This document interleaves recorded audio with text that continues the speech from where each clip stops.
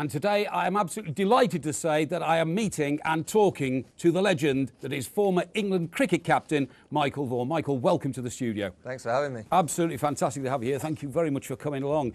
You made it up the stairs then, despite your recent efforts physically, because of course you're not so far from back to the magnificent walking the Great Wall of China, which you did, I think, for the Sheffield Children's Hospital, yeah? Yeah, the Sheffield Children's Hospital charity. We decided it a year ago, me and my wife. Well, it was my wife actually. She said, look, we should really do a challenge. Yep. And I said, what have you got in mind? She said, oh, we want to walk the Wall of China. I said, well, it's quite a long way. It's going to take a long time. Now, you go away and organise. She came back with a week's programme. She asked all the mums from school. They all said yes. I asked a few friends. So we ended up with 25 going to China to walk the wall. We walked for 4 days, about 100 miles, stayed in the lodges on and around the wall. Right. Great experience. And the most important thing, we set our target of 250 grand, which was to buy a bit of machinery for neurosurgery. Right. And just this weekend, we've had a ball in Sheffield and reached that target. Yeah. So we've reached the figure. And unfortunately, the next thing is what we're going to do next. You know, all the questions, we've reached one target, bought one bit of kit. Yeah. And my goal is to continue to work for the Children's Hospital and try and make a difference. Yeah, absolutely fantastic. I mean, in walking those 4 days across the Great Wall of China, culturally it must have been fantastic as well. Is that part of the world you've been to before? Because you've been almost everywhere else, haven't you? I mean, cricket hasn't reached China yet. With the way that they treat sport, you'd think that cricket will reach there in about 10 or 15 years' time. I know how huge golf is around those regions, but it was the food. I mean, the food that we were given, I dread to think what was in it, but it tasted all right. Right. Every night we ended up sitting around a table as a group, drinking Great Wall Red. Yeah. You know, that was kind of the liquid that we were taking. There was no beer. Right. Bit of red. What was Great Wall Red? Was there? Oh, it was, I mean, it's alcoholic? Yeah, it's a red wine. It's red wine. We had a bottle of that a night just to try and put ourselves to sleep, get ourselves prepared for the next day. But it was a great experience. Met Harrow School on the wall. Oh, really? Just walking on the wall, and a group of kids came up to me and said, oh, we're from Harrow School, Beijing. I went, nice to see you. Yeah, absolutely nice, yeah.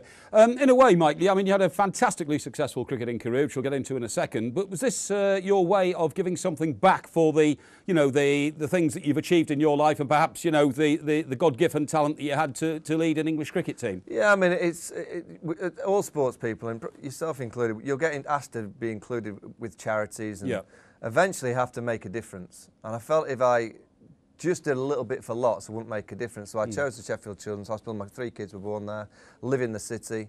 I wanted to make a difference, and I just knew if I solely contributed to one charity, I still give obviously memorabilia and the odd bit of time to other charities, but I just thought I could make a difference. And by doing this, I've got more people involved. The 4 patrons are myself, Lee Westwood, Jessica Krenis and Jade Toseland. Yeah. They're all very committed towards the cause of trying to make the hospital as good as it possibly can be. It does a wonderful job now, but we all know that the machine, for instance, the neurosurgery that we've just raised the money to buy is 15 years old. And if you can imagine how much the mobile phone changes every 6 months, every 3 months, the computer, well, they were treating kids with a piece of machinery that was 13 years old, so thankfully we've been able to buy a new bit of new technology. Just imagine getting a 15-year-old car, for instance, probably wouldn't even have power steering. Looking back on your cricket career, because you're not that long retired, 2 years, is it? Yeah. 2 years. Well, I mean, the highlight, I suppose, has to be if you get your face on the front of Wisden's, which nobody else has ever done in the whole of the time that magnificent annual's been published. But what was the highlight for you? I mean, obviously we know the Test series of 2003, 2005. What's your own highlight? Well, I think it's only when you retire and you give yourself 2 years that you start to look back and really realise that I had a great time playing. I had 18 years being a professional, 10 years in the England team. 05 was a special moment, beating that great Australian team. But I think it's just the fact that I put myself in a position of trying to be the best that I possibly could be. Was always striving to improve, always wanted to get better. I managed to pick up 18 Test centuries. I love Test match cricket. I've played in an era, particularly when I was brought up in the early 90s, that Test match 4-day cricket was the pinnacle. Yeah. That is what your whole game was geared towards.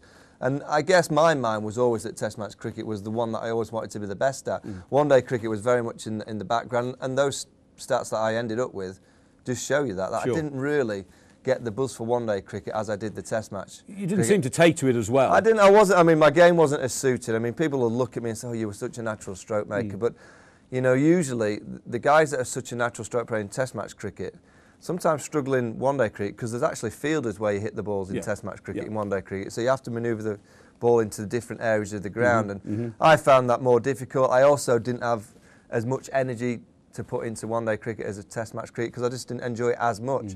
Love the Test match arena. Love playing Australia. You know, I had 10 tests against them. I loved it. I just like that competitive edge that they brought, particularly in Australia. And the one regret, and it's not really a regret, I was just so disappointed that I never got the chance to captain an England side down under. Right. I don't think there'd have been a massive change in the outcome in 2006-07 when Freddie took the team, but it'd have just been nice to have the chance to captain a team down under and just test yourself, because that's the ultimate test. Nevertheless, you took a series off them for the first time in 18 years, didn't you? I mean, that Australia. I mean, again, I look back and I think of that Australian team, and it was an amazing team. Yeah. You know, Warren, McGrath, Gillespie, Lee, Hayden, Langer, Damien Martin. You know, you had likes of Sean Tate on the sidelines. Sure. They were a wonderful cricket team, and they're going through transition. They're going through a period now where, you know, they'll have to try and probably wait a little bit longer to get back, but the England side are in a very good state now. Indeed. It is one of the benefits of having the sort of career you had, and of course the magnificence of 2002 and 3 down in Australia. Have you forged lifelong friendships with some, you know, legendary sporting names which we I mean, again, I look back and through what I did playing, I've met some unbelievable people, not just in sport, but in business. I've created opportunities with the media from what I did. I wouldn't be where I am now without playing for England and doing so well. But I've got mates, you know, in the game. I could ring Alan Gilchrist tomorrow, Shane Warne. Yeah, that's what I mean. I mean, just imagine Jack Callis, Graham Smith. Just imagine being somewhere, for instance, and knowing that Warney's in town, being able to pick up the phone and say, "Should we meet for a quick glass at the Hilton?" or something like that. Well, to be honest, I ring him quite often because I want to go. I want to go for dinner with Liz. Yeah, that's a great one. I love that. Yeah, can I come along? So he's never been more popular in my eyes, Shane Warne. But, exactly. You know, if you recognise him, by the way, when you walk in the room these days. He's changed a little bit, but he's fit, he's happy, so good on him. But also in other sports, I'm a big football fan. You know, I've become mates with a lot of footballers, rugby players. I've just been at a dinner with Austin Healey, Will Greenwood, and Lawrence Dale. Oh, Austin, he's a handful, isn't he? Character man as a badger, but it's really great to know that I've got friends in sport and business, and they're lifelong friends as well. And now you've actually retired and you kind of take a step back, you can enjoy each other's company even more, because you can have obviously a few more to drink on an evening. You can have a bit more time. Our time isn't as precious in terms of getting up to train the next day. If you don't mind me saying, Michael, when you had the career you've had, you feel that you've earned that drink when you haven't got to get up the next morning, haven't you? It's not as if you didn't put your time in. No, I mean, for 18 years, I mean, not that I didn't celebrate and have some fun, but you know, your life's devoted to your game. You know, 24/7, particularly as captain. 6 years in the job, I didn't spend a day without thinking about how we could improve, turning the Sky TV on and saying, you know, how am I going to, you know, better the opposition, trying to look at certain techniques, on the phone to the selectors, the coaches, to players. You know, so you drain yourself of the game. And when I retired from the game, it was basically because, one, my knee was knackered. But for two, I think 18 years of doing it constantly for, I'd say, 11 months of the year, I just drained myself of the game. Do you have any coaching ambitions? I love working with kids. I love working with, and I'm involved with England from the 17 age group downwards, so 17, 16, 15s. Involved with Yorkshire in a kind of a consultancy capacity, just to give them some advice and a bit of guidance and a little bit of structure in place to make sure that they're going in the right direction. But I love working with kids of 17 and 16, those guys that England have handpicked to potentially be the next generation of test players, one-day players. Because I just think, I mean, in Spain, in football, the best coaches work with the kids. You know, we're the opposite in this country. Oh yeah, I mean, in Spanish football, they can already see the World Cup team from not the next World Cup, but the one after that. They see it growing with them. And where England cricket now is very clever, and they have a great structure, and they have a very good think tank behind the scenes. They realise that by putting the likes of myself, Marcus Trescott, Ian Bell, who's still in the team, he will be giving advice to these kids in a couple of weeks' time. They know that they really need the expertise and the guidance at this level. And when hopefully they get to the 20s, 25s, 30s, well, all you need is a little bit of tinker, a little bit of man management at that level. But right at the base, right at the foundation, you've got to have your best people coaching them. So I wouldn't say I'm a coach, I'm more of a mentor, and I'm not there with them often enough to be able to tinker with the techniques. But what I can offer is a bit of advice on the mental side. And of course they see you standing there, and that's enough to inspire anybody, if you don't mind me saying. I know you blush at that, but it is. You know, you see a former England captain with a record like yours. Michael, can I ask you about the effect that the revelations about corruption in the game has had upon you? I mean, as a man who, you know, bestrode the world stage in cricket, did you ever have any inkling all this was going on in the background? Absolutely. I mean, I've spoken openly about it. Yes. I mean, I'm not going to lie. I for all my time playing, I always felt there's something going on. Not always in the games that I played, and not always in the series, but when I watched, You know, and I've been involved in dressing rooms, and I'm sat on balconies watching the game, and something would happen, and the joke around the dressing room would be, oh, I wonder how much he's earned for that. But because it's always been there, there's always been the rumours, always been suspicions. So on that Sunday last year at Lord's, when it all came out in the news of the world, there was anger, but there was also a little bit of relief that finally something had been caught. Finally there was evidence to prove that something was happening. Were you ever able to go to, was there, you know, a person within cricket anybody could go to and voice their suspicions? Yeah, I mean, the anti-corruption unit's been around and brought in by the ACC for 11 years. But do players find it easy to go knock on their door? And to be honest, the England side, I mean, I've never been involved in a side where an England player's even been approached, spoken to. Unfortunately, it's not, I guess, untoward in the subcontinent that wouldn't happen. But the England teams that I were involved in never even came to that, so we didn't even have to go and approach. Since I've finished, I've commentated and I've watched games, and I've gone to the anti-corruption unit and said, have you realised that that's not right? Yes.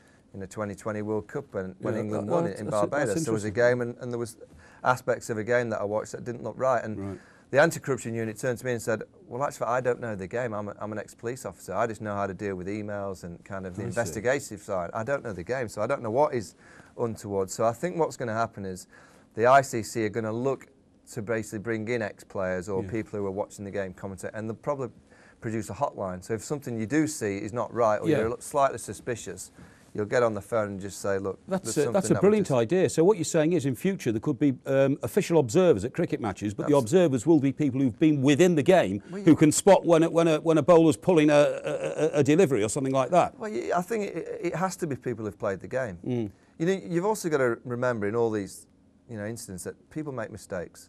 I was a terrible fielder. I dropped many catches, and it wasn't for any gain of cash. No, exactly. It was because I dropped catches. I didn't have a great technique. I was run out. You know, bowlers in my team bowled no balls. You know, Steve Harmison bowled that huge wide, the first ball of the Ashes series in 2006. It's amazing, Well, that happens. You know, what we have to clear out is that, you know, there are certain elements of the game that shouldn't happen. You know, for instance, the huge no ball. You know, a bowler would say that should never happen. When anybody ever speaks to me about corruption in this country, in any sport, football, cricket, ever, I say we're the cleanest country in the world. Would you agree with me? I think we'd like to think so. Yeah. I'm not so sure. You know, I'd love to think that in this country. I think what's happened now with the 3 guys going behind bars and the agent also, I think corruption in the UK will become very clean, because now we've seen that if you do get caught in the UK, you're going to end up behind bars. So I think it's a great precedent that's been set in this country. Whether it'll help around the world, whether, you know, the authorities in other countries will help like the authorities in this country helped, only time will tell, but I think it'll do a great thing for English sport. Okay, fine. Well, listen, Mike, don't go anywhere, please. I want to keep talking to you. I'm going to talk to you about Sheffield Wednesday, for the love of your life, I know, and other related matters. Okay, I'm with Michael Vaughan, the legend. That is Michael Vaughan, former England cricket captain, and there's plenty more to come. Just got to go for a short break.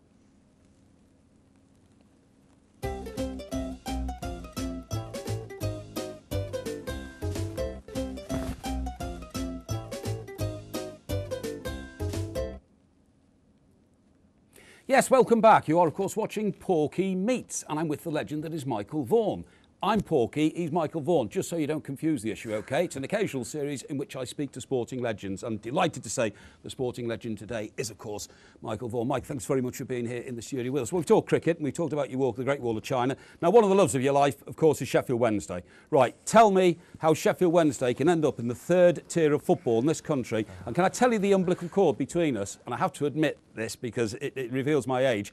My dad took me to the 1966 FA Cup final, right? It's the forgotten great final because it was in the same year that England won the World Cup at that very stadium, Wembley.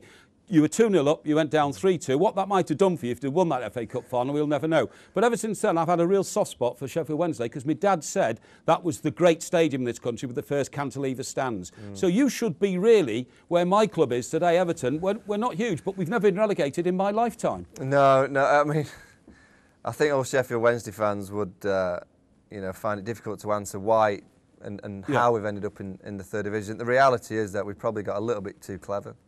You know, in the years of the Premier League, probably spent a little bit too much money. Well, I think because of the stadium, you mentioned it, I think people thought that Wednesday were a massive club. Wednesday are a big club. They're not a massive club. No, but they could be a very big club. They're a big club. They're not massive. And I think what happened is that when they're in the Premier League, the guys who were writing the cheques at that time probably thought they could be a massive club and wrote cheques that were a little bit too big. Leeds United style. And it cost them too much, and they ended. And you know, you've seen it with Leeds, you've seen it with Forest, you've seen it with Wednesday, down to the Championship, then down to Division 1.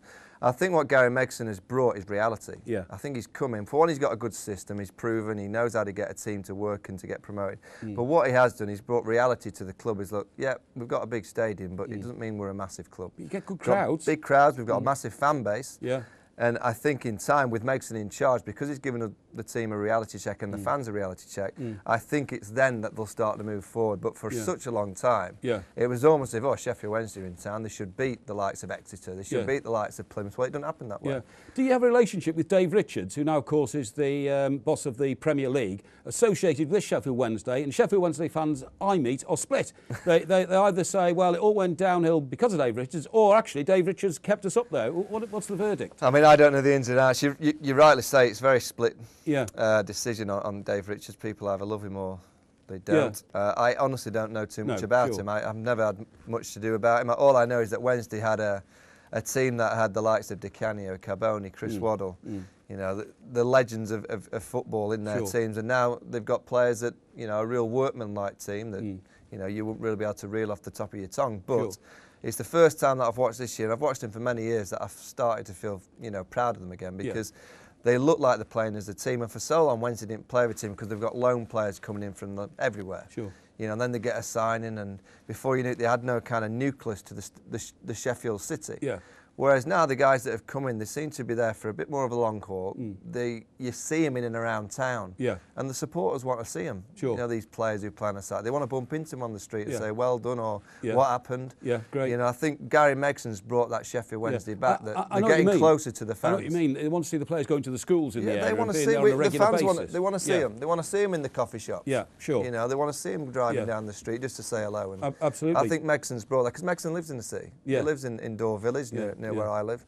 I think Gary's done a tremendous job in bringing the Sheffield Wednesday back into the city. I mean, did you make a mistake? Am I right in thinking you moved to Sheffield when you were 9? But you were born in Manchester. Did you make a mistake perhaps not choosing Manchester United? Or is that heresy? There's still a little bit of, I mean, when I was a lad, I was a United fan. My granddad had a season ticket there and used to take me every now and again. So, I mean, I'm still, I'd say, more Man United than Man City. Sheffield Wednesday's my team, they're the one that I watch, but I still have half a soft spot for Man United because I was brought up there. Good mates with Gary Neville. Oh, really? See him socially, have a bit of a fun. He hasn't got many mates, has he?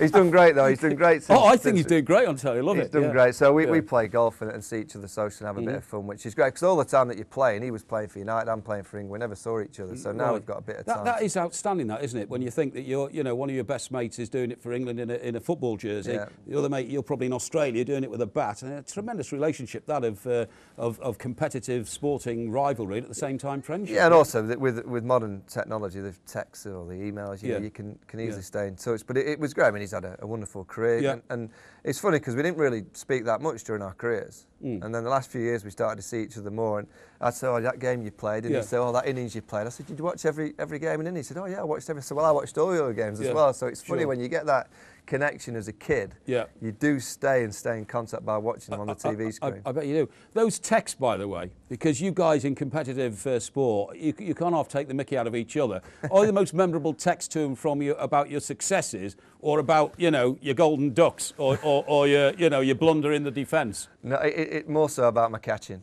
Oh, really? I used to drop that many catches. So you drop a catch, and then you get off the field, and all of a sudden, ping, and it's Gary Neville giving you one. Don't worry, I soon got him back when he got taken off. Was it at Stoke in his last year? That's right. I think he went on. His legs had gone, hadn't he? Yeah. Well, he should have been sent off in the first half because he was so slow. I remember blundered into a tackle. He completely missed the challenge by about 10 seconds. Took a fella out. At half time, I think Fergie said, "Look, you'll be off at half time, but you'll have to go out." And he thought he was going to do 10 minutes. And he did about 30 seconds. And Fergie coming gas. But we had enough for you, and he got taken off. I remember he was ever so funny about it afterwards, because some fan said, "What were you doing?" He says, "I don't know, but I'm not a footballer anymore." That was the end for him. It had all gone. Exciting that. Just getting back to the football thing. Most top sportsmen like yourself usually speaking, are the kids at school you hate because they're good at everything. My mate Andy Townsend, you know, who I see an awful lot, was a great footballer, but he also got a 127 break when I played snooker with him last. You know what I mean? And it happens because you've got like eye to ball coordination, that kind of stuff. Were you any good as a footballer as a kid? Oh no, I mean I was all right. I was like a goal scorer. I was at Wednesday for about 2 years, and then they had were you? What as a kid? Yeah, on their books come kind of coaching sessions, Right. and then one summer they had it was almost like X Factor. Right. You know, you come down, you train, and then they ask you to come back the next day. And after 2 days, Clive Baker, the academy coach back in that day, just came up and said, "Oh, don't bother coming back tomorrow." And it was around that time I started to score a few more runs for my junior team. So it kind of made, and even in those days, my knee was bad. Yeah. Even as a 14, 15-year-old, I had a real problem with my right knee. So what was it then? It was a degenerative problem where my cartilage was just flaking off. Oh, I see. So throughout my career, the cartilage was just flaking off. So there was bits getting stuck in the joint, and then I ended up with a big hole. I had it drilled, and it's messy. So now I literally can't kick a football. Oh, you can't. I see. Yeah. Can you play squash or anything like that? I can, but it's sore the next day. I bike rides and walks and a bit of golf. That's about right for me. Because Gary Neville's brother Phil could have been a cricketer, couldn't he? Well, Gary thinks he could have been, but he couldn't. He was crap. Oh, well, that's all right then. Philip had a chance left-hander. He would have. He had more of finesse and touch. Yeah, okay. Gary was all right, but he was never near his brother. No, but I mean they didn't have to be in the end, did they? Because they done all right. Phil Neville, by the way, of course, I'm an Evertonian. The way he managed to leave Manchester United and then recreate a career at Everton, you know, can't speak highly enough about Phil. Such a leader of men at Everton, you know. Now, talking about leader of men. It's been a very tragic week, of course, in the world of sport, and I'm talking about Gary Speed. You know, it hit us all like a thunderbolt out of the blue because nobody saw that coming. Nobody even close to him saw it coming. But there have been instances of players who've had stress-related illnesses in cricket, and Marcus Trescothick, your batting partner, your opening partner, is probably the most high-profile case. Now, did you ever, before Marcus was brave enough to come out and admit that he was suffering from, you know, the strains and depressions, did you have any idea he was suffering? No, I mean, it's funny. When it came out in India, you know, I was the captain at the time. It was a surprise of how bad he was, you know, because he was playing so well. He was scoring runs. You know, he just looked to love the game of cricket. I always knew that he struggled travelling. You know, I always knew that it was hard for him to get on a plane and go away from home. But there've been many players who were like that, but they managed. They had a mechanism to cope with being away.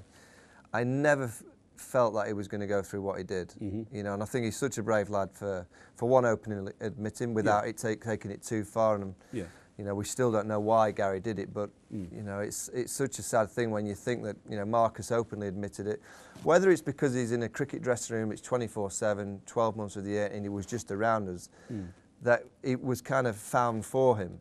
And then he went and dealt with it, and he's fantastic now. He knows how to deal with his life. There's things that he can't do.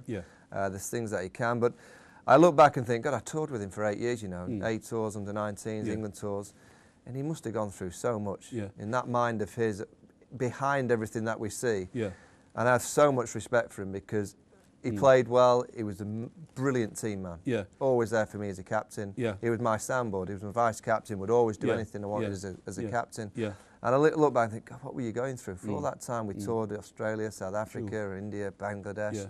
And you never felt it.